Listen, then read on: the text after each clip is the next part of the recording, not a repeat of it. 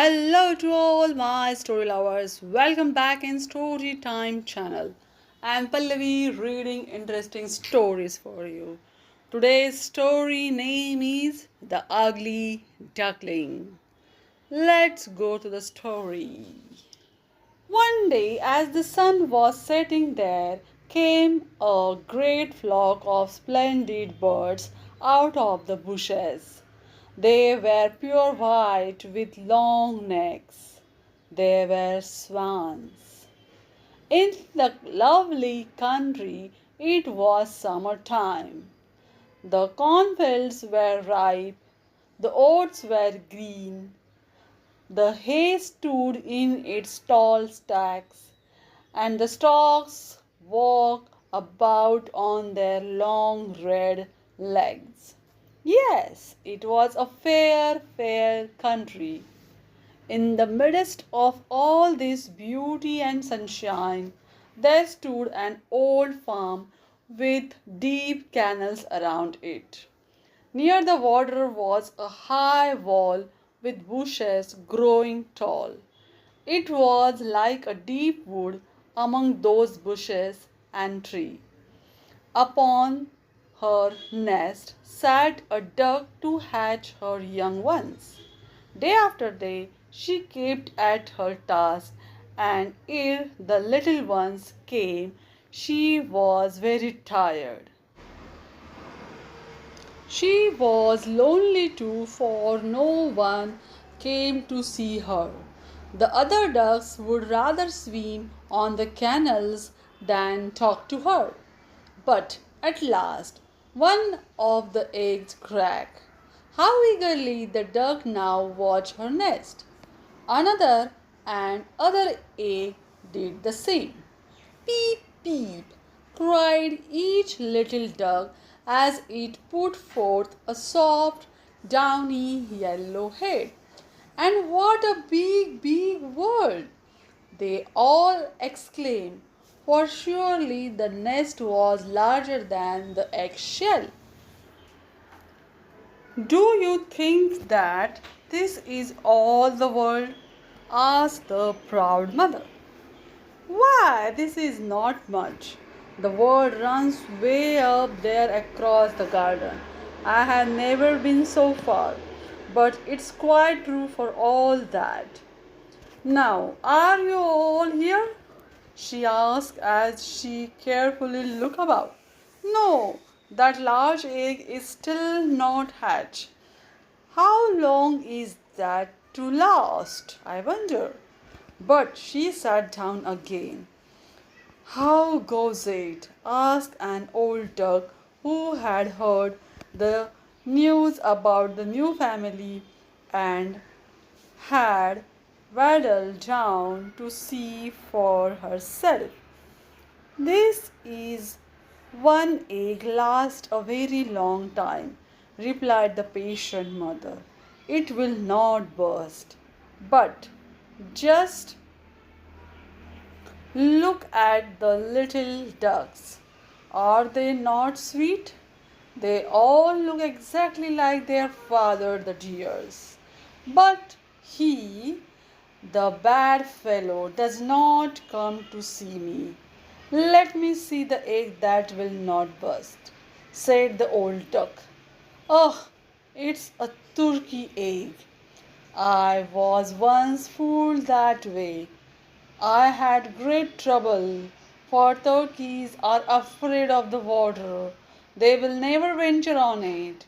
You had better leave that egg and go and teach your other children how to swim. I'll stay a little longer, answered the mother. I have sat so long that a few more days now will not matter. Just as you please, said the old duck coldly, and she walked off. At last the egg burst. Peep, peep, said the little one, and out it crept from the shell. It was very ugly. It is not like the others. Well, the mother, can it be turkey chick? We will soon find out. It shall go into the water if I have to push it in. The next day was bright and fair. The mother duck went early to the pond with all her little ones, and it was indeed a pretty sight. Splash! Into the water she went. Quack, quack, she called.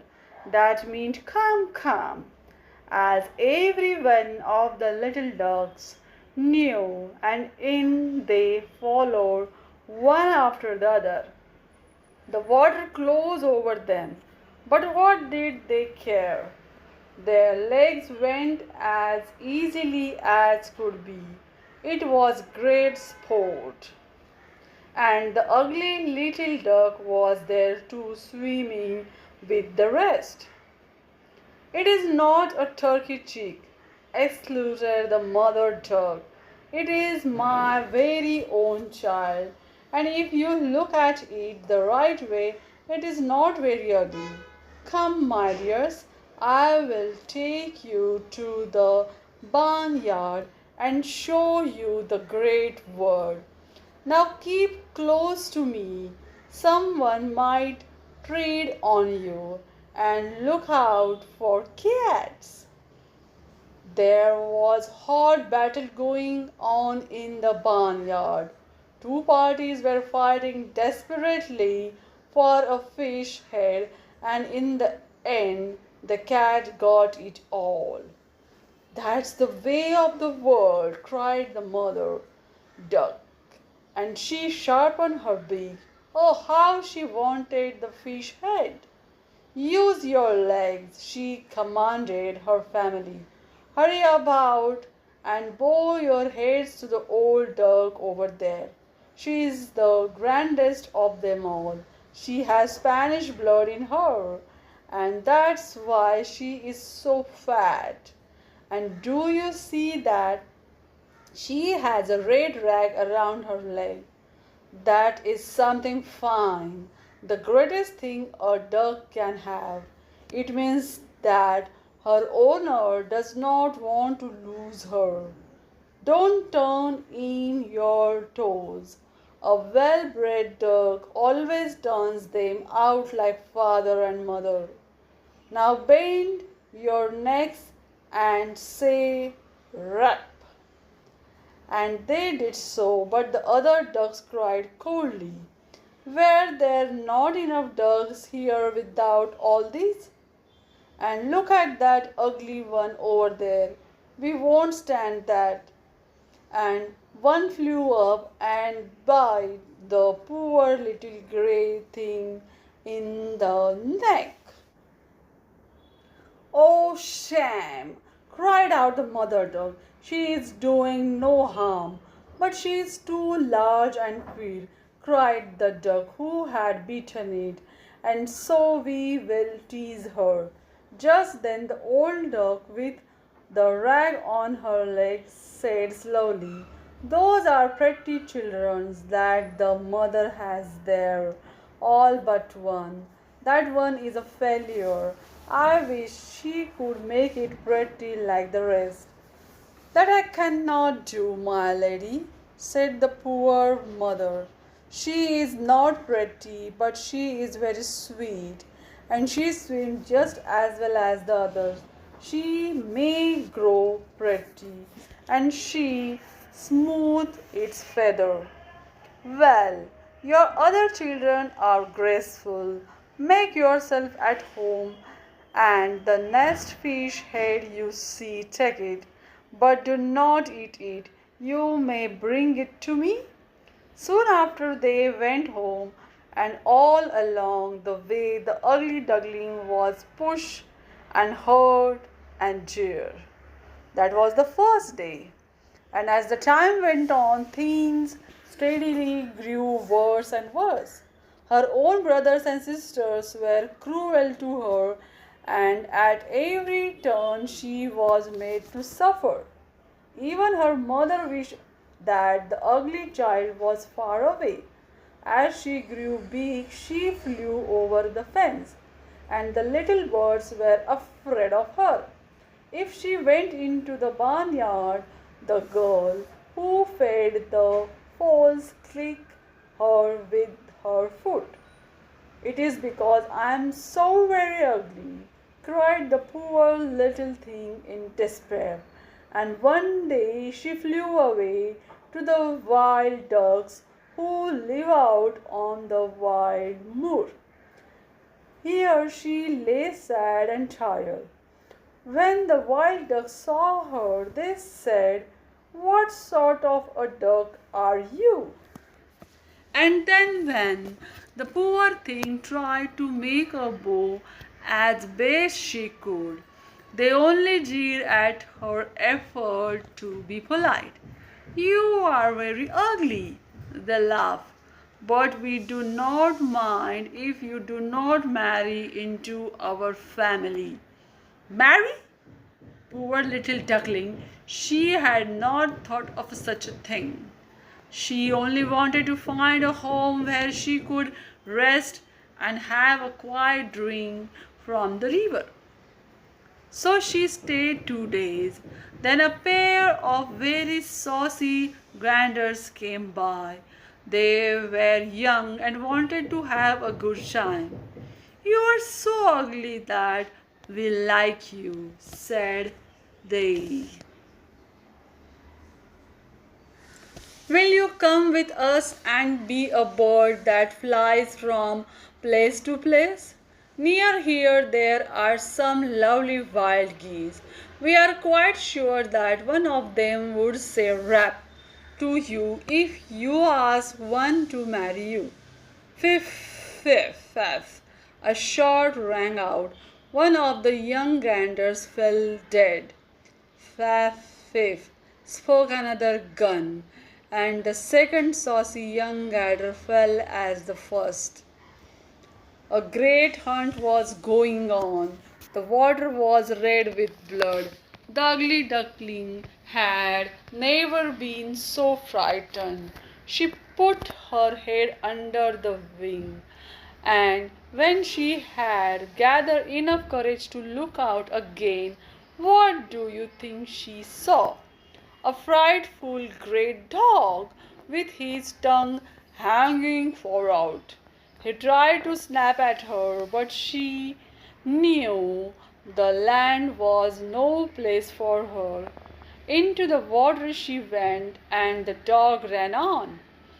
"I am so ugly," cried she, "that even the dog runs away."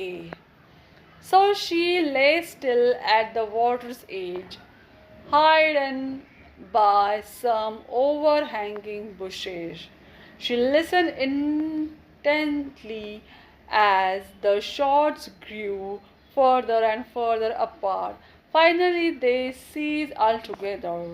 When she had assured herself that the hunt was really over, she climbed up the bank and walked sadly on.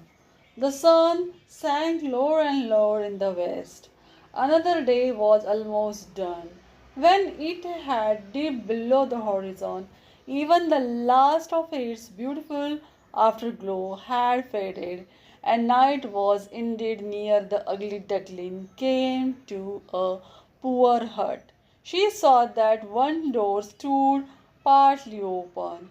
With the night there had come a storm, and as the wind was blowing weakly, the duckling crept into the hovel to find both shelter and rest. Now, in this poor hut, there lived a woman with her cat and her hen. The cat she called Sony. He could arch his back, and he could purr, and he could make sparks fly from his eyes. The hen had short legs but a long name.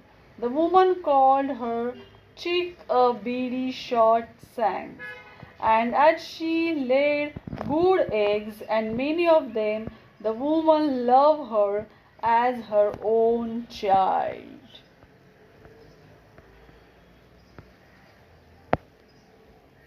Now, when the cat and the hen saw the poor duckling, the cat purred and hen clucked. The old woman could not see very well, and for a time she did not see the duck.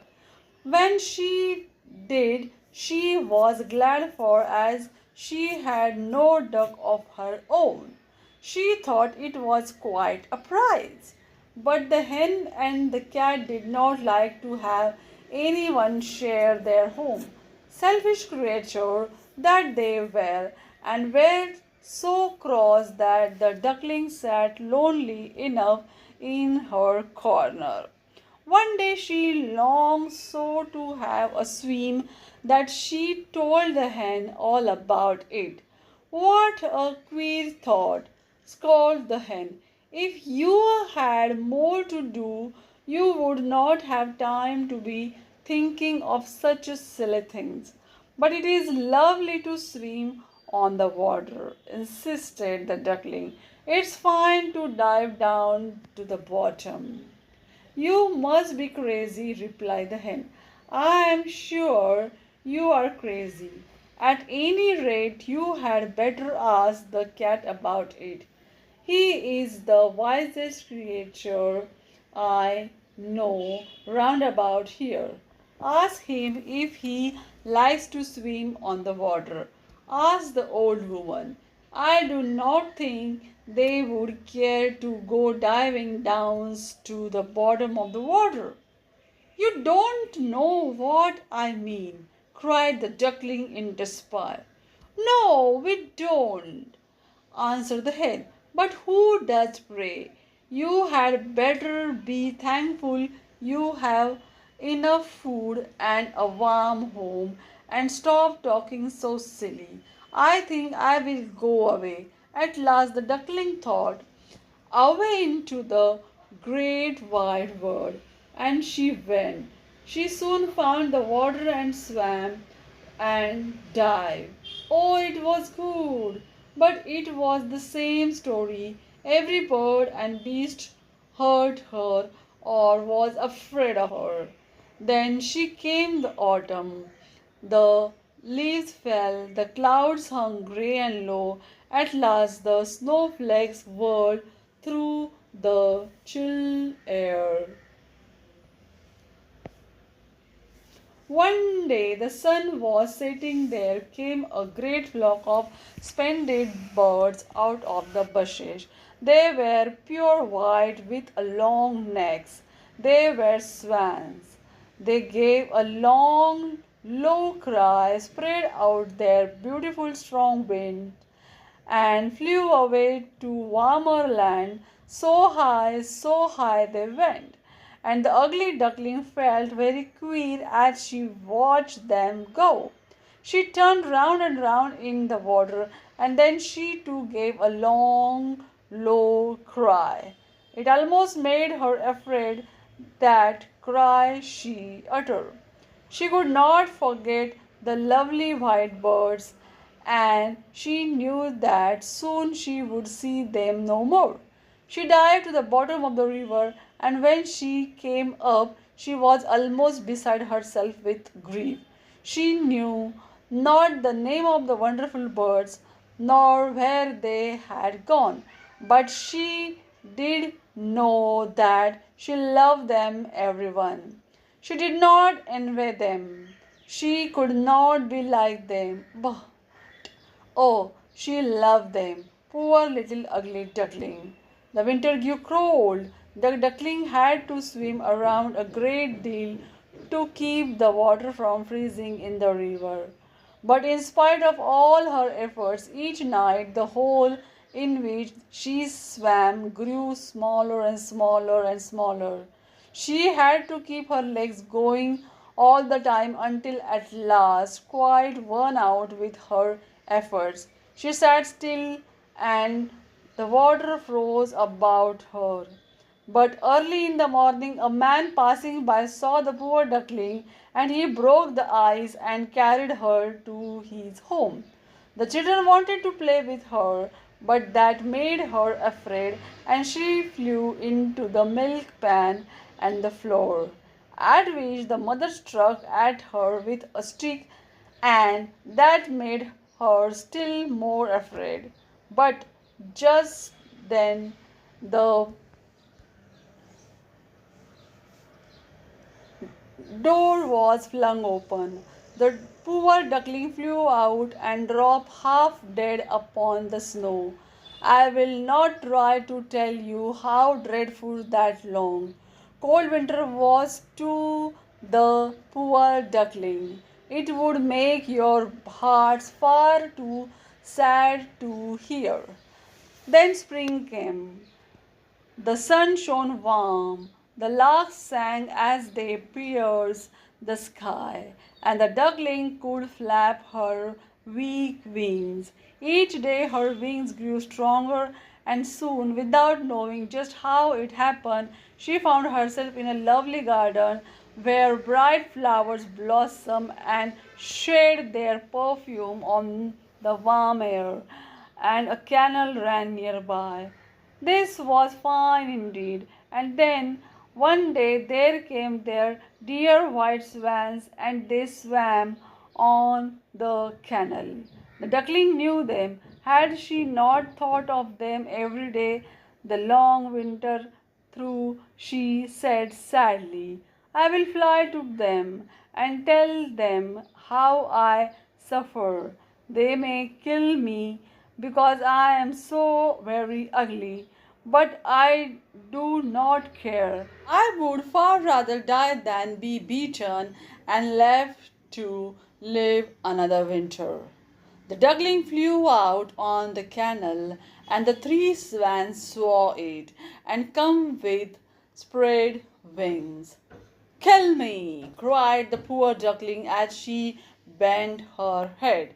What did she saw herself in the water, and oh, no longer was she grey, ugly duckling, hateful to look upon. She was a swan. It did not matter if she were born in the duckyard, she had come out of a swan egg. The swans came nearer and touched her with their beaks. Into the garden came some little children, and they threw bread to the swans. The youngest child cried, there is a new swan, and all the rest shouted, yes, a new one, and it is sweetest of all, so young, so pretty. She was so happy she did not know what to do. All the old trouble was gone, and from her glad heart she cried, I never dreamed of so much joy when I was an ugly duckling. This is the end of the story. Do you like? Then tell me in the comment box and subscribe our channel. Thanks for watching, guys.